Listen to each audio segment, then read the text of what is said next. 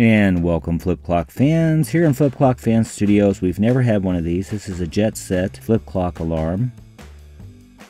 I've seen these on eBay and I've often wondered about them. Well, thanks Mike from LaurelBayHome. It's an Etsy shop, and Mike sent this to us so we could take a look at the alarm, see if we could figure out what's going on with it. Plus, I just wanted to see a JetSet. So if you get the time, go to the link in the description below. Give him a look. It's worth your time. He does have some flip clocks there. Thanks again, Mike. Let's get back to this clock and we'll take a look here. JetSet. Pretty straightforward clock with real clean lines. And there it is, this alarm, flip clock, and this button. We're going to check into that. It's the only button on the clock. So here it is, the JetSet model number 3800 from the JetSet Manufacturing Company. Here we go into another dimension. Notice how I turn those clocks up, we always end up in a different dimension. But here we are in the Twilight Zone, and I wanted to talk to you guys just a little bit. We hit a milestone. We've reached 2,000 subscribers. Now that's about 1% of what a, quote, real YouTube channel has. I'm not a real YouTuber, it's just a hobby. But I want to really thank you for subscribing, and if you haven't, please consider it. Throw a like on us there and comment. It helps us, keeps us going here, and makes us know we're appreciated.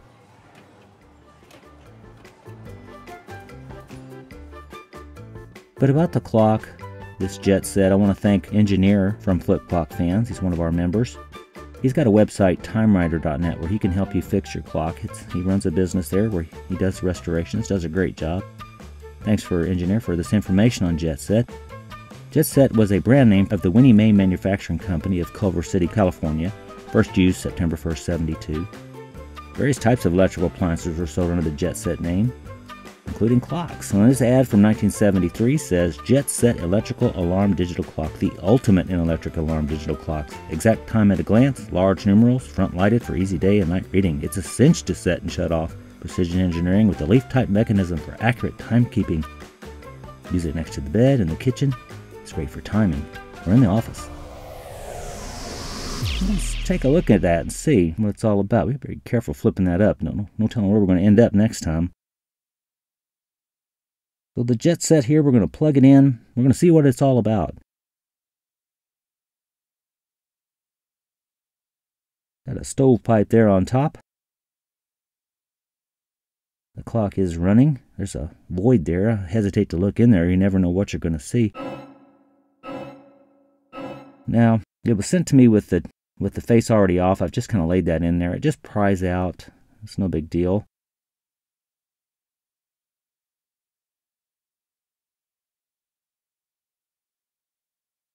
And the front face here just pulls straight away. Got a lot of room in there, a lot of void. The light there seems to be a little on the dim side. There's a light just laying over there on the left. It looks like it's not been used because it's not blackened. They get blackened with time, with use, and it causes them to get dim.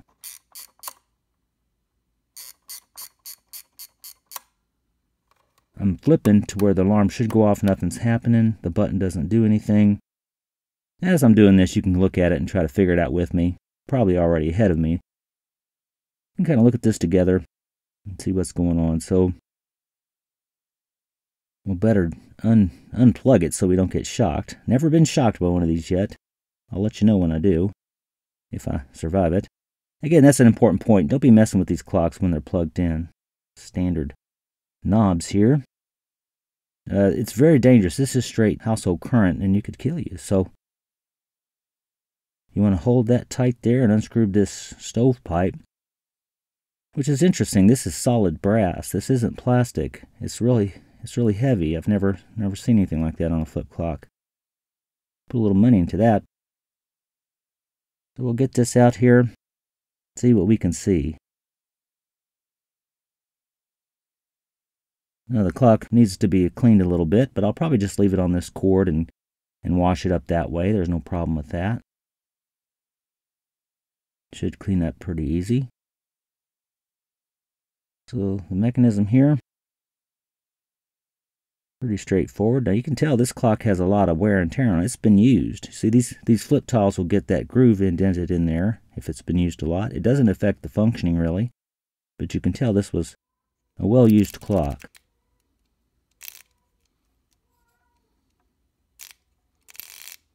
Seems to be flipping just fine.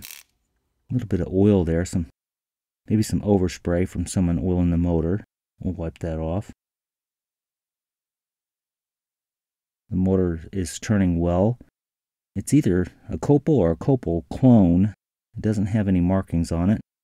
Now this is fiberglass tubing. It's impregnated with like a varnish, and these nuts are original to the clock. So's that tubing. Again, the motor spins just fine. And here's this switch. It's a 125 volt rated switch. So basically looks just like an on or off switch for something. There's the alarm. That's just going to buzz. That's going to be a real raucous buzzing there. And there's a lot of wires here. Looks like those two go to the motor. That's pretty basic. And you got these wires here, but you've only got one wire going in, which makes no sense. And what it looks like it's going to do, it's going to send the power to the alarm there. And when we flip this alarm here, it'll cause the power to go from that point up to here, which feeds into the alarm to set it off. So it sets off like a normal alarm would. And this would cut off the current. It will either turn on or turn off. So you can see here, most likely, that this belongs in here. That would seem to be an easy fix, wouldn't it? So we'll unloosen this little doohickey and stick that back in there and see what we end up with.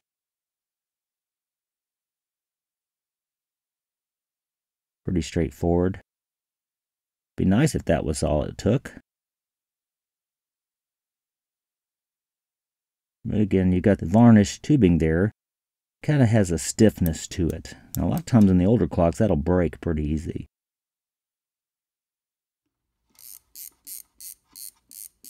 We're going to test this out and see if it was an easy fix or not. Nothing happening yet. So we got to be careful. It probably isn't very wise to be doing this. That's a lot of current going through there. Either I've got a bad connection or the switch is not working.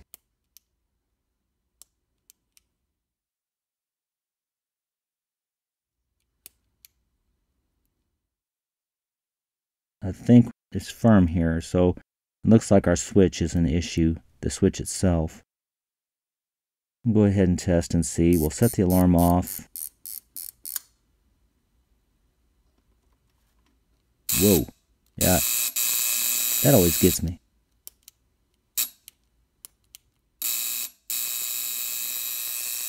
Okay, it's got to be the switch. So the alarm works, but the switch is not, it's not holding. So we're going to have to try to fix that. Now here we are with the switch.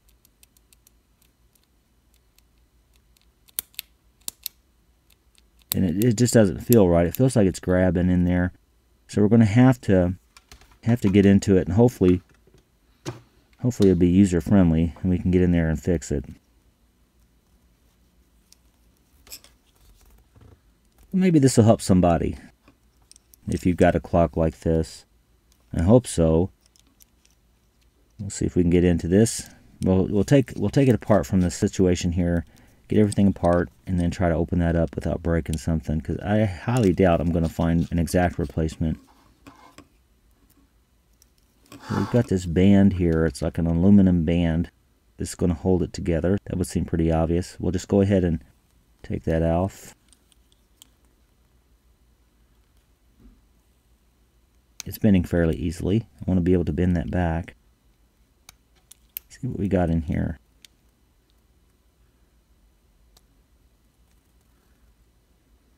In the switch button itself, this is our little spring.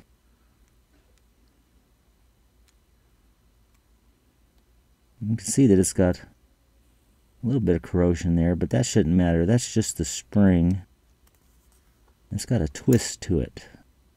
So it's going to try to turn something. It's going to try to turn this wheel.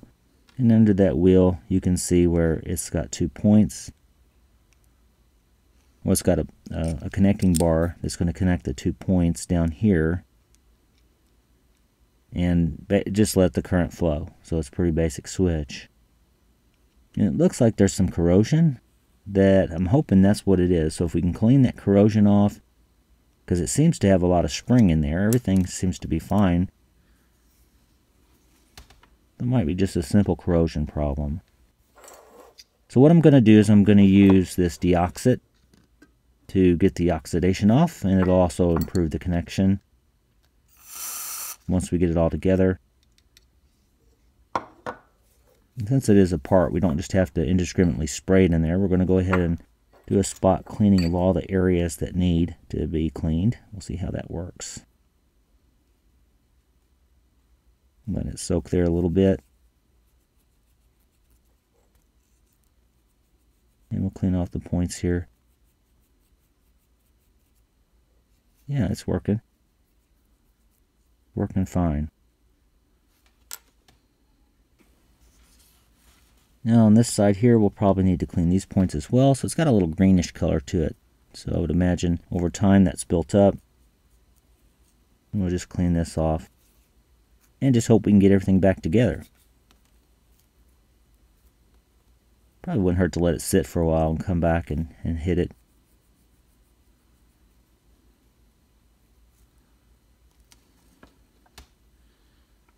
Alright, so we're going to try to reassemble everything here.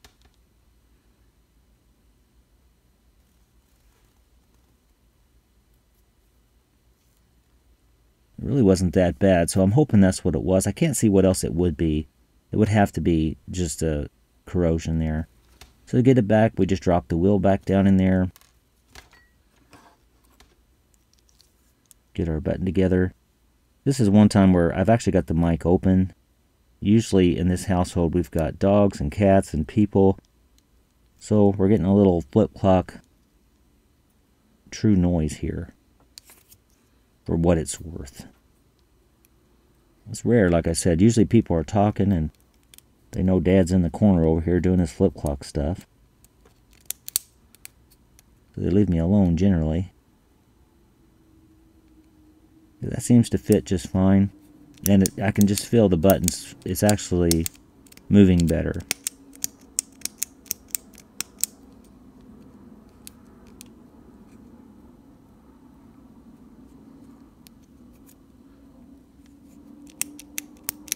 Alright, we'll go ahead and see if we can't get this all back together without hurting anybody's feelings.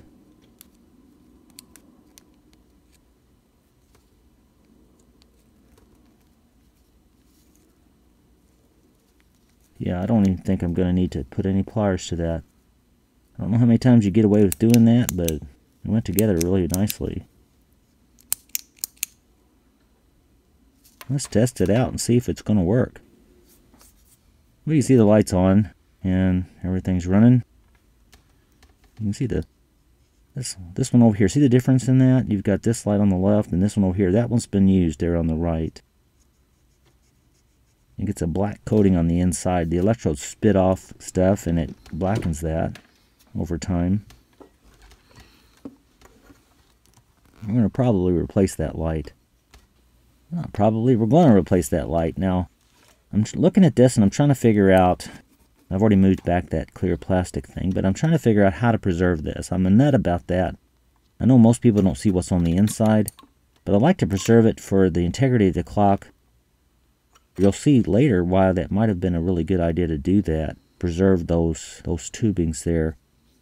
It's a varnished impregnated fiberglass. It gives it some stiffness.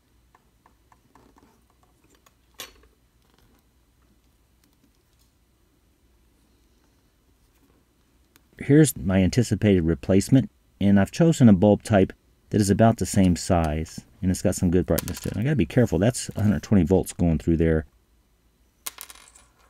You can see it's got a really nice brightness to it. That's gonna work great.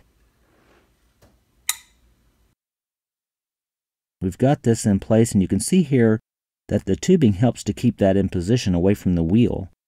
So it wasn't just done, and I've got it all connected there without messing things up too much. That's going to fit there. They've used that on purpose to position it. Same thing with that bulb there. They've tried to position that by using the stiffness of the tubing. Maybe not the best way to do it, but it seems to work.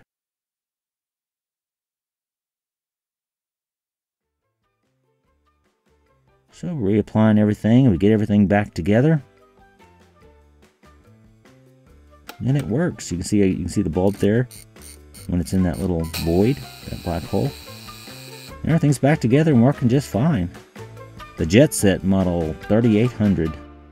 Thanks for taking the time.